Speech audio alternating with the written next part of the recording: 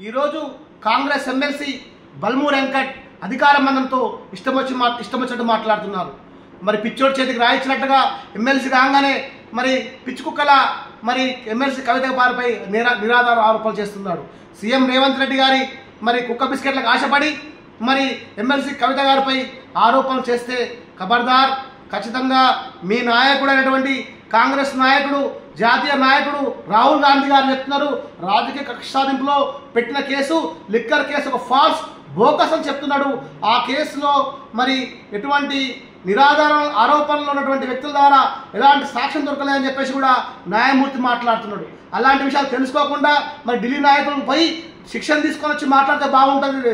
వెంకట్, మీరు కవిత గారితో మాట్లాడే స్థాయి కాదు బ్రదర్. పిచ్చి కుక్కలకు మాట్లాడితే రాబోయే రోజుల్లో తగిన మూల్యం చెల్లించుకోవాల్సిన అవసరం ఉంటుంది.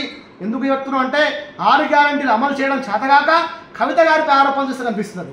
నువ్వు 6 గ్యారెంటీలు అమలు చేయమంటే అమలు చేయకపోగా మరి కవిత గారిపై నిరాధారణ చేయడం, ఒక మహిళ అయినటువంటి వ్యక్తి మీద నీలాంటి వ్యక్తి మాట్లాడడం కూడా ఆలోచించుకోవాలి. రాబోయే రోజుల్లో నీకు తగిన సాక్షి చెప్తారు. అదేవిధంగా నీ మిత్రపక్ష నాయకుడు అయినటువంటి CPI party MLA Kunamneni Sambasivarao గారు ఏమంటున్నాడు, రుణమాఫీ అనేది మాకు జరగలేదు, సగం మేరకు జరగలేని అసెంబ్లీ సాక్షిగా మాట్లాడుతున్నాడు. అదేవిధంగా నీ కాంగ్రెస్ పార్టీ ఎమ్మెల్యేలు రాష్ట్రంలో ఉన్నటువంటి నియోజకవర్గాల్లో మా దగ్గర కూడా రుణమాఫీ కాలే అని చెప్తున్నాడు. కళ్ళ గంత కట్టుకున్నావా, చోలు మూసుకుపోయినాయా, ఇవన్నీ మాట్లాడుతుంటే మరి అప్పుల విషయం మీద కూడా కరెక్ట్ తేటతనం చేస్తున్న కవిత గారిపై ఆరోపణ చేయడం అది సరైనటువంటి ఈ పద్ధతి కాదు.